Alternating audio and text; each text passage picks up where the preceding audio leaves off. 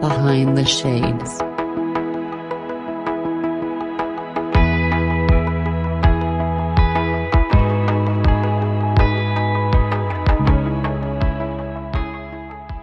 So 6 years ago, I had found myself leaving a partner for the second time and starting over with children and being a single parent yet again. And I was just utterly broken. And there was a man that I honestly didn't care for. That um, he said, you know, I don't want to know what's happening with you. I don't have to know your story. He said, but can I just pray for you? Well, for all those years before that, I was an atheist. I didn't believe in God, and I just kept putting one step in front of the other, only to hit my head off the wall. And when the man had prayed for me, I felt the strength of God in that moment. And I realized that God was so much more than anything you could learn on Sundays from just listening to a pastor, or anything that you could read in the book. He can touch you, and he can give you the strength whenever you need it. And so, that was the beginning stages of the evolution of this learning. It's like, once I felt that touch, it was almost like I was being pulled into the healing. When I first came into the good word, I was very young, and for the most part, I had absolutely no idea what I was learning. I think, like many of us, right? We're kids, we're going because our parents bring us, and we don't necessarily understand. But I know that the clothes were fancy, the pants kind of itch on the Sunday when I went Right. there. But then there was a disconnect of myself and the church. But in my later teenage years, similar to your story, I was not in the best of spaces in my life. But someone came up to me, they had a conversation. Have you considered this? It was nothing about religion. They said, have you considered this? And I said, no, I haven't. That sounds very interesting. Please tell me more. And we had a conversation. And to me, it felt like time stopped. I don't remember how long the conversation was. I don't know how many words or sentences were exchanged, but he just said, how about you come here and let's further this conversation? And this was a group setting for those who are worried about some older man approaching some teenage man, right? Right. And from that point on, I knew that, hey, this is for me because it's speaking to me, but most importantly, it's speaking through me.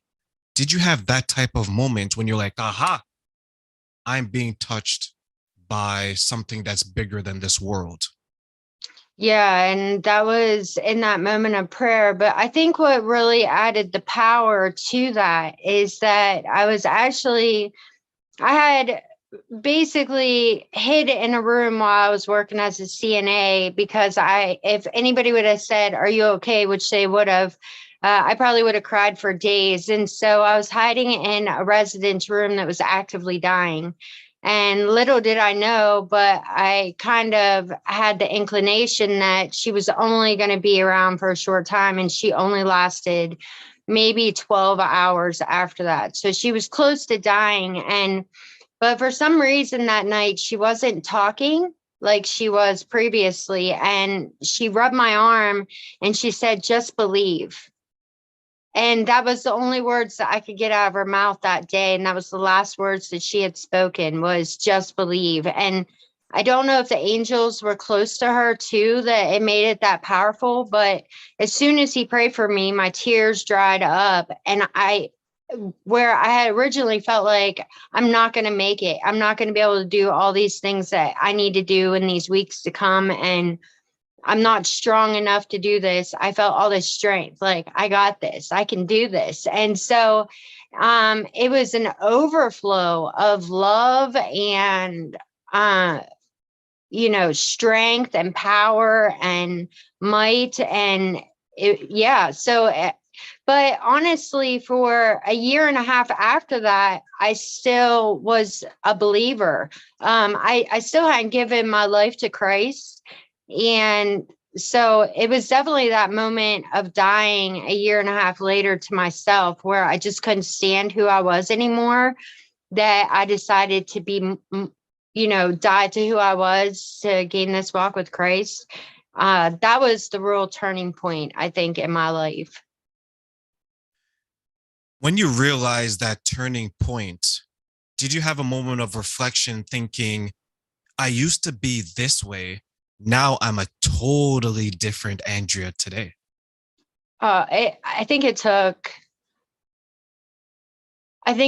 a while to really, I think it was months after that I was just realizing, wow, like how much God was pouring into me, knowledge and information and direction and people and all these things, that it probably took about a year. And I thought, well, if God pulled me this far, so far in just a year, like Lord knows how far I'm going to be in 10 years. It was like an acceleration of self. And definitely, a lot of people would run into me at that time period and was like, what happened to you? And they're like, you're a completely different human being. Like, what happened? And I was like, God. They're like, no, what really happened? I'm like, God. The answer is not going to change. It was, God. And yeah, it's incredible that you don't really know who you are, your identity at all, until you decide to give that identity that you thought was you away.